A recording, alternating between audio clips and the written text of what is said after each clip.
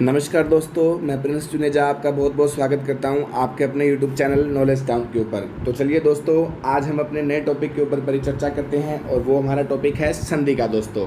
तो जी हाँ दोस्तों, मैं संधि के ऊपर एक नई सीरीज़ लेकर आ रहा हूं दोस्तों, जो कि पटवारी के लिए, कांस्टेबल के लिए, ग्रुप डी के लिए और रीट के एग्ज़ाम के लिए बहुत ही महत्वपूर्ण हमारी सीरीज़ होने वाली है दोस्तों।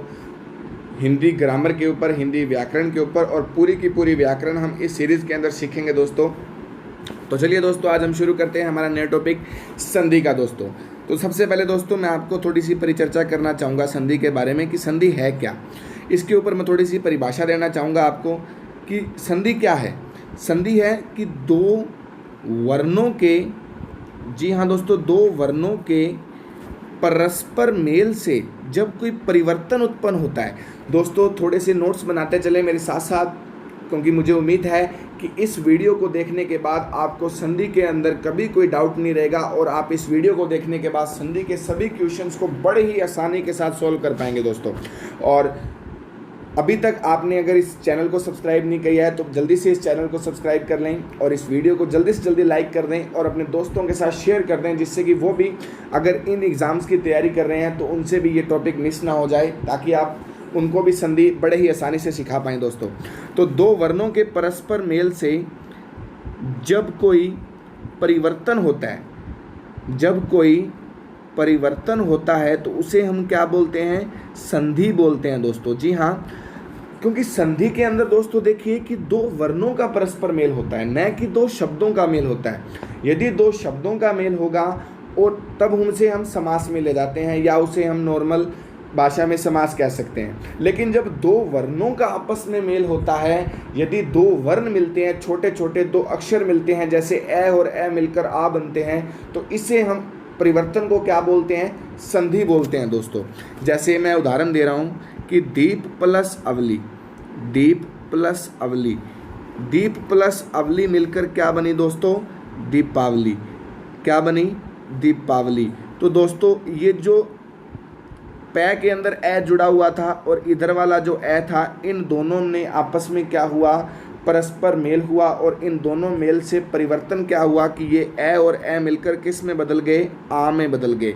और इसी परिवर्तन को हम लोग क्या बोलते हैं दोस्तों? संधि बोलते हैं। क्या बोलते हैं? संधि बोलते हैं दोस्तों। दोस्तों संधि के तीन प्रकार होते हैं। सबसे पहले आती है स्वर संधि, दूसरी दोस्तों आती है व्यंजन संधि और तीसरी दोस्तों आती है आपकी विसर्ग संधि दोस्तों। जी हाँ, तीसरी आती है दोस्तों आपकी विसर्ग संधि दोस्तों।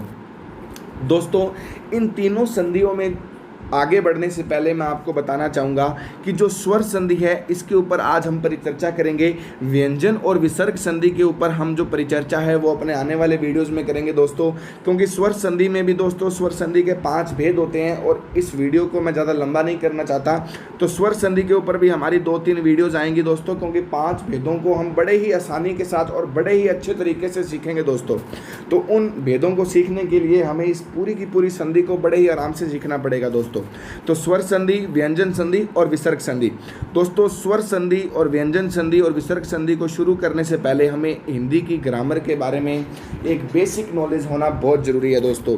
वो है घोष वर्ण और अघोष वर्णों के बारे में दोस्तों। जी हाँ, किसके बारे में? घोष वर्ण और अघोष वर्णों के बारे में दोस्तों। यदि आपको घोष वर्ण और अघोष वर्ण के बारे में पूरी नॉलेज हो गई बड़े ही आसानी के साथ और बड़े ही अच्छे तरीके से, तो मुझे नहीं लगता कि इसके बाद आपको कभी भी संधि पढ़ने की ज़रूरत ढंग से पड़ेगी, क्योंकि आपको पूरी संधि आराम से क्लियर हो जाएगी दोस्तों। दोस्तों हिंदी में जितने भी स्वर हैं, जैसे ए, आ, ई, उ, री, ए, ऐ, औ, अणै और अनय। दोस्तों ये जितने भी हिंदी में स्वर हैं ये सभी के सभी क्या होते हैं? घोष वर्ण होते हैं। जी हाँ दोस्तों, क्या होते हैं?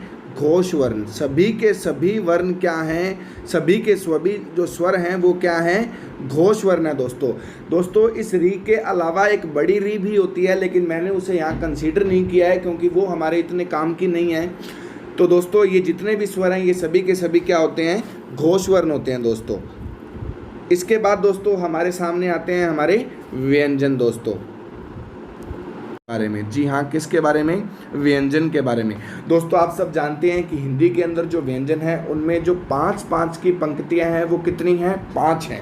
हिंदी में जो 5 की जो पंक्ति है, 5-5 वर्णों की जो पंक्ति है वो कितनी है, 5 पंक्ति है। कितनी पंक्ति है, 5 पंक्ति है। 5-5 के वर्णों की जो पंक्तियां हैं वो 5 पंक्तियां हैं दोस्तों। और इस 5-5 के जो वर्णों की पंक्तियों में जो शुरू के 2-2 अक्षर होते हैं वो ए घोष होते हैं, और जो अंतिम 3-3 अक्षर होते हैं ये क्या होते हैं, घोष वर्ण होते हैं दोस्तों। तो देखते हैं एक बार हम, कै, ख, ग, घ और ड। उसके बाद च, छ, ज, झ और न।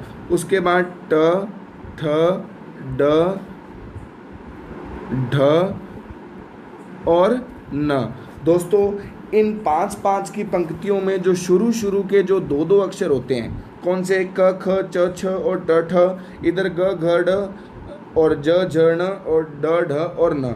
ये जो शुरू के 2-2 अक्षर हैं दोस्तों ये तो हैं ए घोष वर्ण, और जो अंतिम 3-3 अक्षर हैं दोस्तों ये क्या है, घोष वर्ण। क्या है, घोष वर्ण दोस्तों आप प्लीज़ इसके साथ साथ नोट्स बनाते चलिए, जिससे कि आप इनका पूरा वर्गीकरण कर सकें और बाद में आराम से संधि को समझ सकें दोस्तों। इसके बाद दोस्तों आता है हमारा त, थ, द, ध और न। उसके बाद प, फ, ब, भ और म। दोस्तों ये जो 5-5 की पंक्तियां हैं आप देख चुके हैं कि इनमें जो शुरू के 2-2 अक्षर हैं ये सभी ए घोष होते हैं, और जो अंतिम 3-3 अक्षर हैं दोस्तों ये सारे के सारे क्या होते हैं, घोष वर्ण होते हैं दोस्तों। क्या होते हैं, घोष वर्ण होते हैं दोस्तों। तो आप देख चुके हैं 5-5 की पंक्तियां हैं। तो क, ख, ग, ड, ग, ग, ड, क, ख, ग, ग, ड, च, छ, ज, झ, न, ट, ठ, ड, ढ, न, ट, थ, द, ध, न और प, फ, ब, भ, म। इनमें जो शुरू के 2-2 अक्षर हैं वो ए घोष हैं, और अंतिम जो 3-3 अक्षर हैं वो दोस्तों क्या हैं, घोष वर्ण है दोस्तों। उसके बाद आता है य, र, ल और व। दोस्तों ये चारों के चारों जो हैं ये क्या है, घोष वर्ण है। क्या है, घोष वर्ण है दोस्तों। उसके बाद आता है हमारा तीनों प्रकार के श, श, स और ह। दोस्तों तीनों प्रकार के जो श हैं ये क्या हैं, ए घोष वर्ण है, और य, र, ल, व और ह ये क्या है, घोष वर्ण है दोस्तों। क्या है, घोष वर्ण है। उसके बाद आता है दोस्तों हमारा श्र, त्र और ज्ञ। ये तीनों भी दोस्तों क्या हैं, श्र, त्र ये दोनों क्या हैं, ए घोष वर्ण है, और जो हमारा ज्ञ है ये भी क्या है, घोष वर्ण है दोस्तों। थोड़ा सा ध्यान दें, य, र, ल, व और ह क्या है, घोष वर्ण है, और श्र, त्र के बाद में जो ज्ञ है ये भी क्या है, घोष वर्ण है। और तीनों प्रकार के जो श हैं और श्र और त्र हैं ये क्या हैं दोस्तों, ए घोष व्यंजन है या ए घोष वर्ण है। तो दोस्तों मुझे उम्मीद है कि आप लोग एक बार मोटे तौर पर इसको पूरी तरह से सीख चुके होंगे कि हमारे हिंदी में जितने भी स्वर हैं वो सभी घोष वर्ण होते हैं, और 5-5 की पंक्ति वाले जितने भी वर्ण हैं, 5-5 की पंक्ति वाले जो हमारे व्यंजन हैं, जो पंक्तियां बनी हुई हैं, उनमें जो शुरू वाले 2-2 वर्ण हैं वो ए घोष हैं, और अंतिम 3-3 वर्ण क्या हैं, घोष हैं। और य, र, ल, व, ह और ज्ञ क्या हैं, घोष वर्ण है, और बाकी तीनों प्रकार के श और श्र और त्र क्या हैं, ए घोष वर्ण है दोस्तों। तो चलिए दोस्तों आज हम शुरू करते हैं हमारी स्वर संधि के बारे में। दोस्तों स्वर संधि के भी 5 भेद होते हैं। स्वर संधि को हम आज शुरू करने जा रहे हैं दोस्तों। स्वर संधि के कितने भेद होते हैं, 5 भेद दोस्तों। सबसे बड़ी हम एक गलती करते हैं यहाँ पर, अक्सर काफ़ी सारे स्टूडेंट्स को मैंने देखा है कि वो गलती क्या करते हैं कि जो स्वर संधि के जो भेद हैं उन्हें एक सीरीज़ में नहीं पढ़ते। जैसे सबसे पहले वो गुण संधि को पढ़ लेते हैं, फिर अयादि को पढ़ लेते हैं, फिर दीर्घ को पढ़ लेते हैं। इससे क्या होता है कि उनका जो सीरीज़ है उसको ख़राब कर दिया जाता है, और फिर हम उनके नियमों में उलझ कर रह जाते हैं, जिससे कि हम संधि को बड़े आसानी से सीख नहीं पाते। तो हम जो संधि है उसे एक सीरीज़ वाइज सीखेंगे कि वो संधि बनती कैसे जा रही है। हर संधि एक दूसरे से जुड़ी हुई है, और एक संधि बनने के बाद दूसरी संधि बनती है दोस्तों। जैसे सबसे पहले नंबर पर आती है दोस्तों दीर्घ संधि। कौन सी संधि? दीर्घ संधि। दोस्तों मैं इस स्वर संधि के 5 भेदों के बारे में चर्चा कर रहा हूँ। पहली जो संधि है वो दीर्घ संधि है। इसे हम अलग ही तरह से पढ़ेंगे, अलग तरीके से, क्योंकि इसका नियम है वो अपने आप में अलग है। दूसरी दोस्तों आती है गुण संधि, और तीसरी दोस्तों जो आती है वो आती है हमारी वृद्धि संधि दोस्तों। हालांकि हम गुण संधि और वृद्धि संधि को बिल्कुल अलग अलग पढ़ेंगे दोस्तों, लेकिन गुण संधि बनने के बाद में ही वृद्धि संधि बनती है। क्या बनती है? गुण संधि को पढ़ने के बाद में ही क्या बनती है? वृद्धि संधि बनती है दोस्तों। तो ये हमारा हो जाएगा पॉइंट नंबर 2 कि हम गुण और वृद्धि को एक जोड़े के तौर पर पढ़ेंगे। हालांकि पढ़ेंगे अलग अलग, लेकिन इसको एक जोड़े के तौर पर देखा जाएगा और इसको नियमों में अलग देखेंगे हम। उसके बाद नंबर 4 पर आती है दोस्तों यण संधि, और नंबर 5 पर आती है दोस्तों अयादी संधि। दोस्तों ये 5 प्रकार की संधि है, और मैं आपको इतनी शॉर्ट ट्रिक्स बताने वाला हूँ। ट्रिक्स दोस्तों कुछ भी नहीं होती हैं, सिर्फ नियम होते हैं। अगर आपको नियम अच्छी तरह से समझ में आ गए तो मुझे नहीं लगता कि आपको कभी ट्रिक्स विक्स के चक्कर में पड़ना चाहिए, क्योंकि अगर आपको नियम ही इस प्रकार से समझ में आ जाएं तो उन्हीं से ट्रिक्स बनती हैं दोस्तों। तो यण और अयादी संधि दोस्तों मिलकर पढ़ी जाती हैं। हालांकि पढ़ेंगे अलग अलग, लेकिन इसको नंबर 3 के तौर पर हम क्या करेंगे? चर्चा करेंगे दोस्तों। आज दोस्तों हम सिर्फ एक संधि के बारे में हमारी चर्चा करेंगे। सबसे पहले नंबर पर जो हमारी संधि आ रही है वो है दीर्घ संधि दोस्तों। जी हाँ, पहली जो हमारी संधि है वो दोस्तों वो है दीर्घ संधि दोस्तों। आप इसके नाम से देख सकते हैं, दीर्घ का मीन्स क्या होता है? बड़ा होना। दीर्घ का मतलब होता है बड़ा होना। ये हमारी सबसे पहली जो परिचर्चा होगी वो इसी के ऊपर होगी कि दीर्घ का मतलब ही है बड़ा होना। अब दोस्तों इसके अंदर जो स्वर हैं वो हमारे 3 प्रकार के काम में आते हैं मेनली। चौथे वाला जो स्वर है वो हमारा इतना काम में नहीं आता। मैंने अभी जो स्वर बताए हैं उसमें मैंने आपको 2 स्वर नहीं बताए हैं, एक तो री और एक बड़ी री। ये 2 स्वर मैंने इसलिए नहीं बताए हैं क्योंकि उनका कुछ ज़्यादा काम नहीं है। काम तो है हालांकि, लेकिन इतना ज़्यादा नहीं है।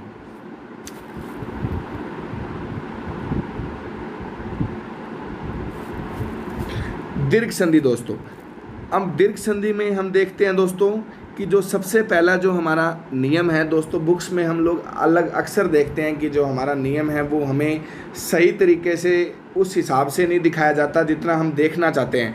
हमें बुक्स में दोस्तों ऐसे दिखाई देता है A ah plus A ah is equal to ah. अब दोस्तों मैंने बहुत सारे स्टूडेंट्स को देखा है कि वो इसमें थोड़ा सा फंस जाते हैं कि इसका मतलब क्या है। इसका मतलब दोस्तों कुछ भी नहीं है, बड़ा ही आसान सा मतलब है, और मैं इसको पूरा इलेबोरेट करके दिखाऊंगा आपको कि इसका मतलब क्या है। दोस्तों आपने मैथमेटिक्स तो पढ़ी होगी, उम्मीद करता हूँ आप सबने अच्छी तरह से थोड़ी बहुत मैथमेटिक्स पढ़ी है दोस्तों। तो आप देख सकते हैं ये ब्रैकेट है और बीच में प्लस का निशान है दोस्तों। तो आप देख सकते हैं एक तरह से ये मल्टीप्लाइकेशन की तरह हमारे को दिख रहा है कि इस ए का मल्टीप्लिकेशन इस ए से करेंगे तो आ बनेगा, इस ए का मल्टीप्लाइकेशन इस आ से करेंगे तो भी आ बनेगा। उसके बाद इस आ का मल्टीप्लिकेशन इस ए से करेंगे तो भी आ बनेगा, और इस आ का मल्टीप्लिकेशन इस आ से करेंगे तो भी क्या बनेगा? आ बनेगा दोस्तों। तो अब हम नंबर 1 पे चलते हैं। हमारा नियम नंबर 1 क्या है दोस्तों? नियम नंबर 1, नियम नंबर 1 पे चलते हैं दोस्तों। सबसे पहले हम देखते हैं कि ए प्लस ए मिलकर क्या बनता है?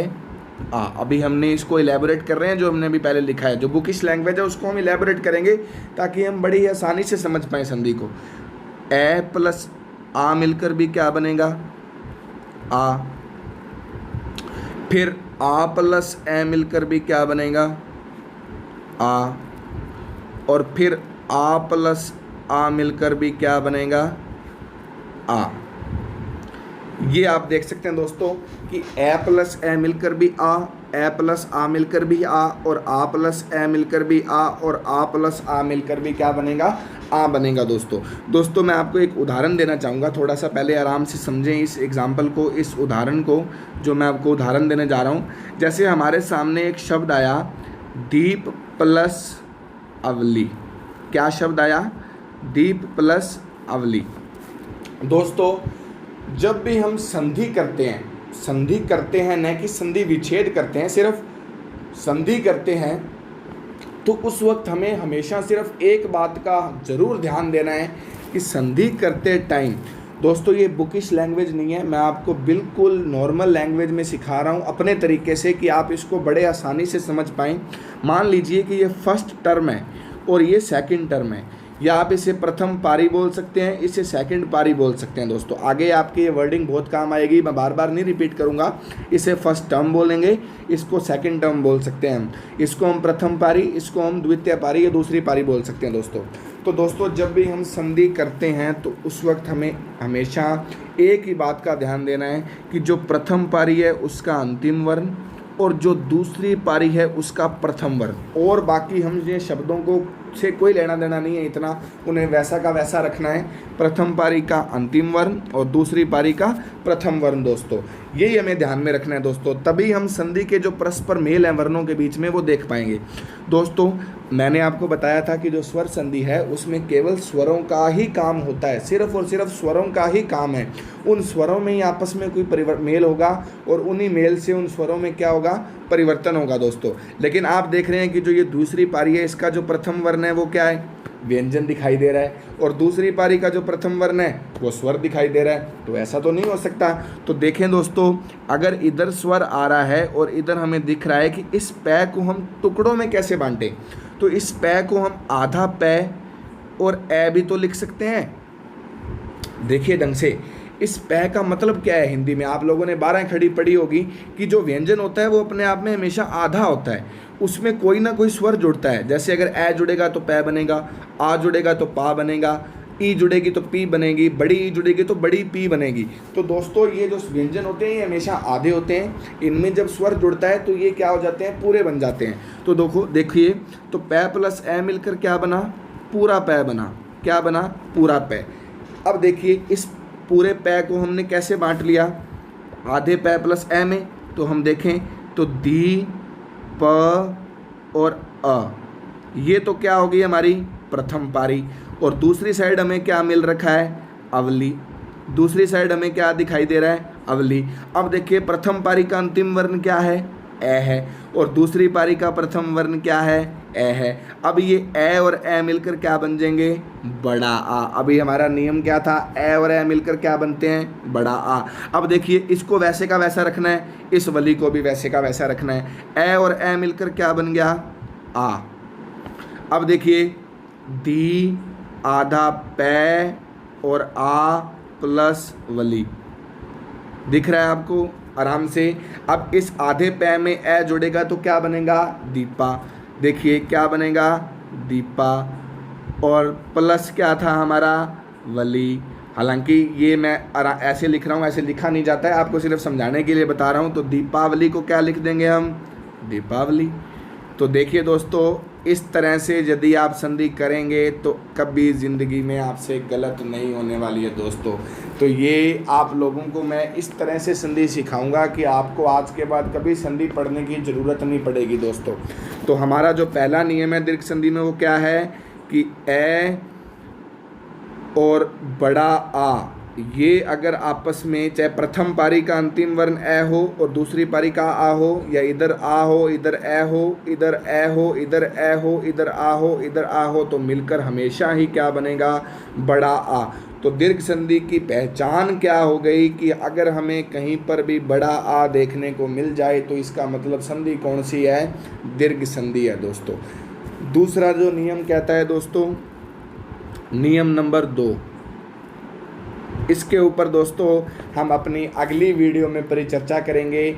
उस अगले नियम को सीखने के लिए आप लोग प्लीज़ इस चैनल को सब्सक्राइब करें, इस वीडियो को ज़्यादा से ज़्यादा लाइक करें और अपने ज़्यादा से ज़्यादा दोस्तों के साथ शेयर करें, जिससे कि वो इस संधि के जितने भी टॉपिक हैं उनको आसानी से पढ़ पाएँ। दोस्तों दीर्घ संधि में नियम नंबर 2, नियम नंबर 3 और नियम नंबर 4, हालांकि नियम नंबर जो 4 है वो इतना ज़्यादा हमारे काम में नहीं आता है, लेकिन फिर भी हम उसके ऊपर थोड़ी सी परिचर्चा ज़रूर करेंगे।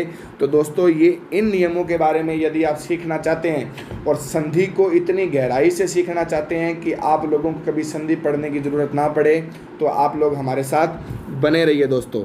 जय हिंद, जय भारत, धन्यवाद दोस्तों।